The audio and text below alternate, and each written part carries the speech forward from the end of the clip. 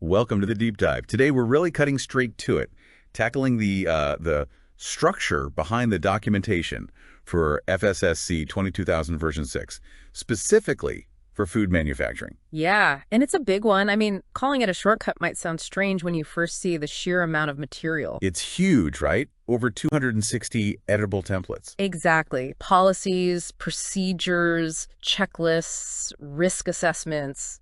It's all in there. Enough to make your head spin if you don't see the logic. Which is exactly why we're focusing on that structure today. That's the mission. Right, because the whole toolkit, it's neatly divided. With 3 main subfolders, that's the key takeaway up front.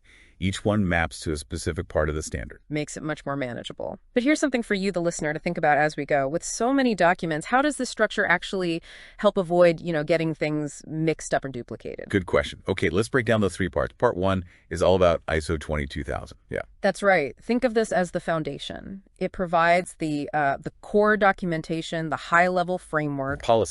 Policies, yes. And crucially, the templates for the food safety manual itself are located here. Okay, so foundational stuff. And structure-wise, this part has 8 subfolders. 8 subfolders, correct. And they align directly with the standards clauses 4 through 10.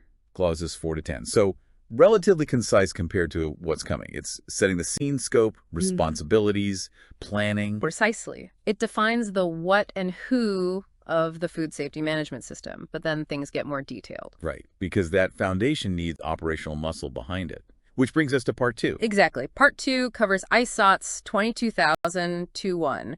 These are the PRPs, the prerequisite programs. The PRPs. Okay, this is where the day-to-day stuff really comes in. It really does, and you see that reflected in the structure. This section is much larger. Yeah, I noted it has 15 subfolders. That's nearly double the first part. Why the jump? Well, think about it. Part 1 is more about the system manual, the policy statements. Part 2, the PRPs, that's about the actual controls on the ground. So more procedures, checklists. Checklists, forms, maintenance logs, sanitation schedules, all the practical documents you need for things like cleaning, pest control, building maintenance. Got it.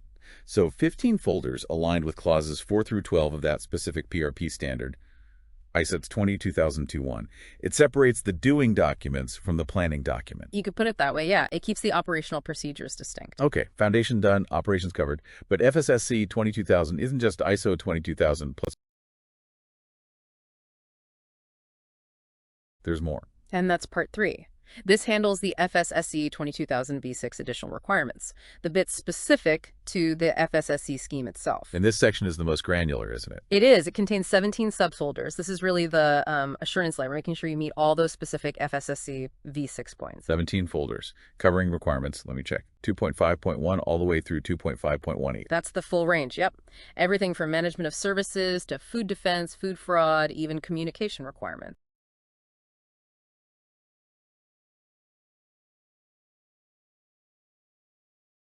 So 17 folders, making sure every single one of those additional requirements has dedicated documentation support. It ensures nothing gets missed. That's the goal. Okay, let's recap the structure then.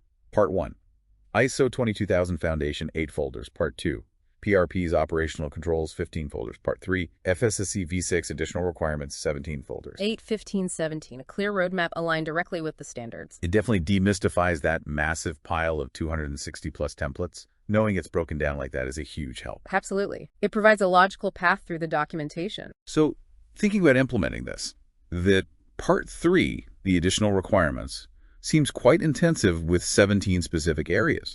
It covers a lot of ground, definitely. Which leads to a final thought, maybe something for you, the listener, to mull over. Go on. Given how those additional requirements are sort of grouped, resources and services first, then the risk management like food defense and fraud, and finally those system elements like design and communication. Right, those 3 blocks within part 3. Which of those 3 groupings do you think presents the biggest practical challenge, not just on paper, but actually documenting and implementing it effectively day to day in a food manufacturing plant? Is it the resource management, the risk tools, or those final system requirements?